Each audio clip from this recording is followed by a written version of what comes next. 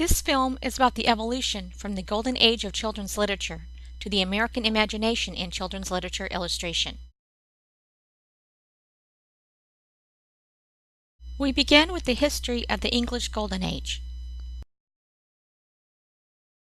As early as 1823, George Cruikshank's illustrations of popular German stories, also known as Grimm's fairy tales, marked the first purely entertaining illustrated work for children in Great Britain. The Golden Age of children's literature illustration, 1860 to 1930, generally refers to the period when color printing became available for use by talented and prolific illustrators.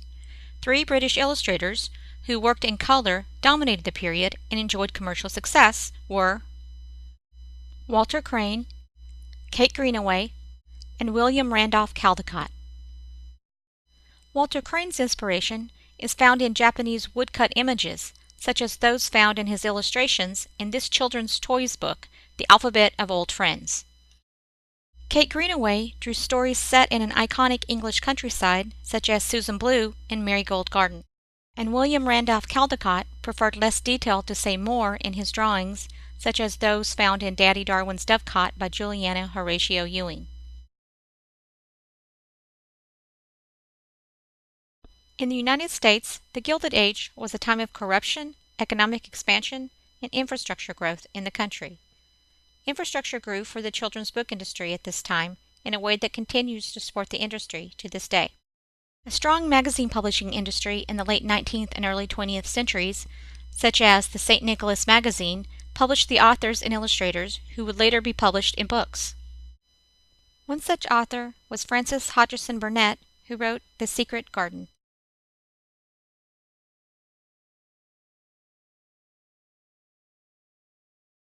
From 1900 through the 1920s, the children's book publishing industry and market grew.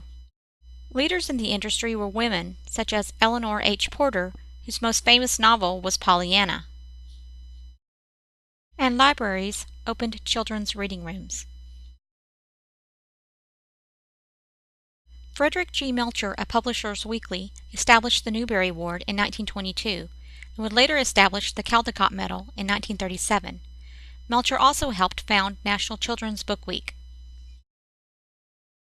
Bertha Mahoney ran the Bookshop for Boys and Girls in Boston and established the Horn Book magazine, a catalog and reviewing source meant to blow the horn for children's books.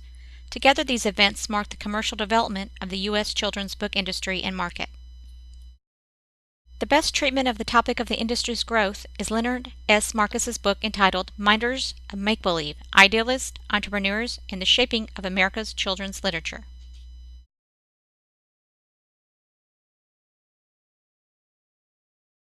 This set the stage for the country to receive books and illustrations. Illustrators' styles include many characteristics. Their illustrations might show that they tend to be nostalgic or progressive, serious, or humorous. An illustrator may emphasize action and story, decor and setting, and character development. Illustrators may tend to sentimentality and emotion, or they may be devoted to anti-emotion and irony. There are many interpretations of many of the styles of many illustrators. Illustrator styles come from with whom they studied, the setting in which they began their drawing career, whether through formal art training, comics drawing, or news publications. All of these elements influence illustrators. The American imagination is a part of what illustrators express in children's picture books. That we can see American art, attitudes, and the American spirit in picture books is the subject of the 1996 book Myth, Magic, and Mystery: 100 Years of American Children's Book Illustration. The book is an introductory survey of American children's book illustration. The authors use art historical and sociological analysis to demonstrate where and how artistic and social pulse can be felt through children's book illustration. For example, in 1940, the Caldecott Medal went to Abraham Lincoln by Ingrid and Edgar Deoler, and the Newbery Medal went to the biography Daniel Boone by James Daugherty. The authors suggest that this meant something about current paradigm of social thinking. Here, showing through in these two picture books, is the theme of American justice and right, embraced in the U.S. in 1940. In her 1976 book, Fantasy: The Golden Age of Fantastic Illustration, Bridget Pepin confirms that illustrations indicate the aspirations and prejudices of the age that produced them. As with any industry, there's also commercial motive. Illustrators tap into social and artistic trends to sell more books or more drawings. Artists like Crockett Johnson, author of Harold and the Purple Crown, and Hardy Grammatke, the author of Little Toot, and Kay Nielsen all drew for Disney Studios during their careers, and this experience is part of who they became as artists. In addition to drawings that reflect the sociological, artistic, or commercial demands of any given period, the creation of fantastic illustration involves what Pepin states as deeply seated and sometimes unacknowledged feelings of fear, ecstasy, desire as recognizable images. The language is one of dreams and visions inspired by but separate from everyday existence. Whatever the inspiration, it is the business of the illustrator to contribute to conceiving a fictional or dream world for readers. Kate Greenaway drew and wrote a dream world based in the English countryside. And Walter Crane drew a dream world using Japanese art techniques. That is their style.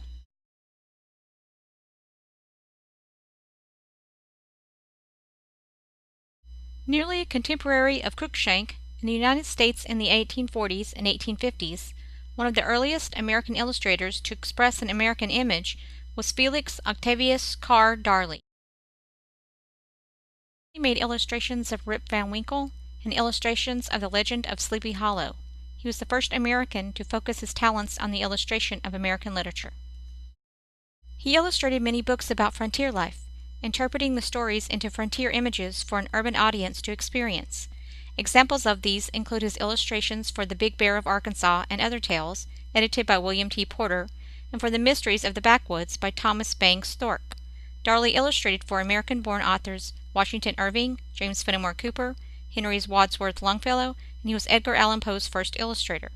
He made pictures of American heroes and American nursery images like Santa Claus, Yankee Doodle, Cinderella, Tom Thumb, Robin Hood, and Beauty and the Beast. He was influenced by Walter Cruikshank. William Wallace Denslow, Jr., or W. W. Denslow, made theater posters. His later illustrations show the decorative, humorous, and shadowy qualities of the poster form. Influenced by Crane and Caldecott, he was the first American illustrator to design picture books for children as artistic units with covers, end papers, illustrations, typefaces, and layouts, contributing to an organized and decorative effect. He is the illustrator for L. Frank Baum's The Wonderful Wizard of Oz. His depictions are flat and decorative and not realistic. Denslow contributed to the development of Baum's characters, and the final product integrated text and illustration as no earlier American children's book had done. On his own, he created Denslow's Mother Goose and Denslow's Night Before Christmas. He used dark humor sometimes, writing his own name on gravestones in his illustrations. Arthur Burdett Frost, known as A.B. Frost, studied under Cruikshank in London and with Lewis Carroll. He illustrated Carroll's Rhyme and Reason and published a collection of comic illustrations entitled Stuff and Nonsense that had a comic strip feel. He loved the southern United States and did regional drawings of the people and the landscape, eventually illustrating Joel Chandler Harris's Uncle Remus and his friends in 1892. He became known for depiction of rural and black America. He illustrated Mark Twain's Tom Sawyer Abroad and Tom Sawyer Detective and other stories. He was known for his Americana drawings. And he also provided illustration for Lewis Carroll's Tangled Tale and Phantasmagoria and other poems, and for Sylvie and Bruno. Howard Pyle wanted to entertain and inspire with his illustrations, and got his start in American children's periodicals. He made a color picture book of Yankee Doodle. He also illustrated The Merry Adventures of Robin Hood, showing influence from the English arts and crafts movement. He painted scenes of American history, for example scenes of women voting in New Jersey and William Penn. After the death of his young son, Pyle turned to the Swedenborgian faith. His illustrations included mysticism and impressionism, as in the work Twilight Land, a collection of folk tales. Pyle incorporated symbolism into his work, drawing angels, the Grim Reaper, and a brooding man holding an hourglass, all to symbolize the approach of death. This is a common theme for Gorey, too. Pyle went on to teach such artists and illustrators as Jesse Wilcox Smith, Maxwell Parrish, and N.C. Wyeth.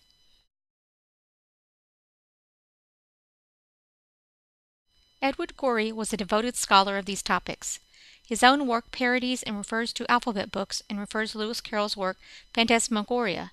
His characters are images drawn of the audiences of the books in the Golden Age.